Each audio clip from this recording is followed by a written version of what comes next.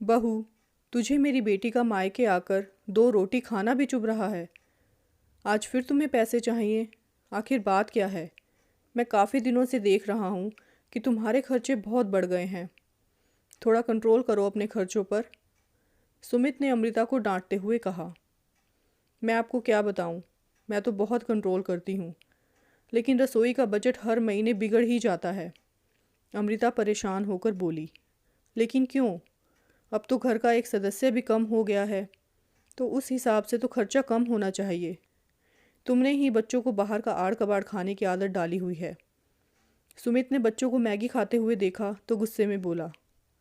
आपको ऐसा लगता है कि कम हो गया है, लेकिन यहाँ पर 8 लोगों का भार और बढ़ गया है। अमृता ने बहुत ही धीरे बोला था, लेकिन उसकी किस्मत ख़राब थी कि ये बात उसकी सास के कानों में पड़ गई। अब उसकी सास ने सुन ही लिया था, तो वो इतनी सीधी भी नहीं है कि बिना कुछ बोले रह जाती। तो फिर क्या होना था?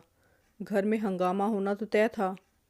जैसे ही सासू माँ ने ये बात सुनी तो वो बोली, अच्छा, अब तुम्हें मेरी बेटी का मायके आकर 2 रोटी खाना भी चुभ रहा है। मत भूलो, ये उसका भी घर है, और जब तक मैं जिंदा हूँ तब तक उसका ये अधिकार उससे कोई नहीं छीन सकता। उसकी सास ने अमृता को घूरते हुए कहा। नहीं मम्मी जी, आप गलत समझ रही हैं। मेरा वो मतलब नहीं था। मुझे सुप्रिया के यहाँ आने से कोई परेशानी नहीं है, ना ही मैं उसका कोई हक छीन रही हूँ। लेकिन आप खुद ही बताइए, अगर एक दिन की बात हो तो चल जाता है, लेकिन सुप्रिया जब भी यहाँ आती है तब भी 8 लोगों का खाना पैक करवा के ले जाती है। ये आपको भी पता है कि हमारे घर की आर्थिक स्थिति ठीक नहीं है। बेटी के ससुराल का मामला है तो सिर्फ सादी रोटी सब्जी तो नहीं भेज सकती ना, खाने के साथ साथ दूसरे व्यंजन भी बनाने पड़ते हैं। तो आप ही बताइए, ये खर्चा मैं कैसे एडजस्ट करूं? अमृता ने खुलकर अपनी सास को बोल दिया। क्या? 8 लोगों का खाना? सुप्रिया तो हर हफ्ते यहाँ आती है, तो इसका मतलब हर हफ्ते 8 लोगों का खाना पैक करवा कर ले जाती है? सुमित ने अमृता से पूछा। हाँ, जिस दिन सुप्रिया की खाना बनाने की बारी होती है उसके ससुराल में, तो वो यहाँ आ जाती है, और फिर ये कहकर कि घर जाकर उसे सबके लिए खाना बनाना पड़ेगा, इसलिए वो यहीं से ही पैक करवा कर सबके लिए खाना लेकर जाती है। मैंने मम्मी जी को कई बार इशारों इशारों में समझाने की भी कोशिश की, लेकिन वो मेरी बात ना ही समझना चाहती हैं और ना ही सुनना। तो ऐसे में मैं रसोई का खर्चा कैसे संभालूं? और इसी में ही सारा बजट गड़बड़ हो जाता है। और आपको दूर से लग रहा है कि बच्चे मैगी खा रहे हैं, लेकिन रात की बची हुई रोटी को मैंने बारीक बारीक नूडल्स की तरह काट कर उनको दिया है, वो वही खा रहे हैं। अमृता ने सुमित को बच्चों की प्लेट लाकर दिखाई तो वो एकदम चुप हो गया।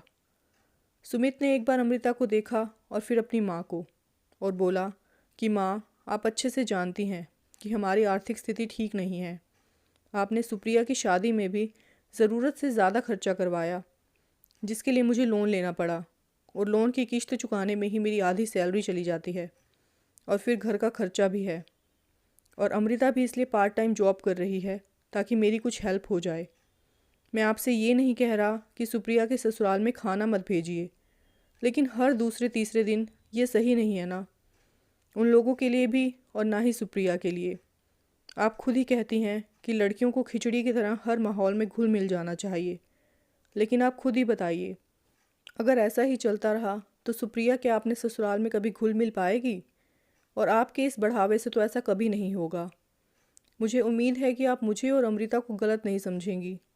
सुप्रिया को भी अपनी जिम्मेदारियों का एहसास होना ज़रूरी है, तभी वो अपनी गृहस्थी ठीक से संभाल पाएगी।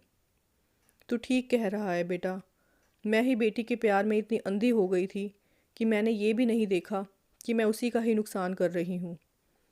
बहू, आज के बाद रसोई का बजट कभी नहीं गड़बड़ होगा। माँ ने सुप्रिया को भी समझा दिया कि वो भी अपने ससुराल में एडजस्ट करना सीखे। दोस्तों, कहानी को अंत तक सुनने के लिए बहुत बहुत धन्यवाद। और कहानी कैसी लगी अपनी राय ज़रूर देना। साथ ही चैनल को सब्सक्राइब, वीडियो को लाइक और शेयर भी कर देना। Thank you for watching this video.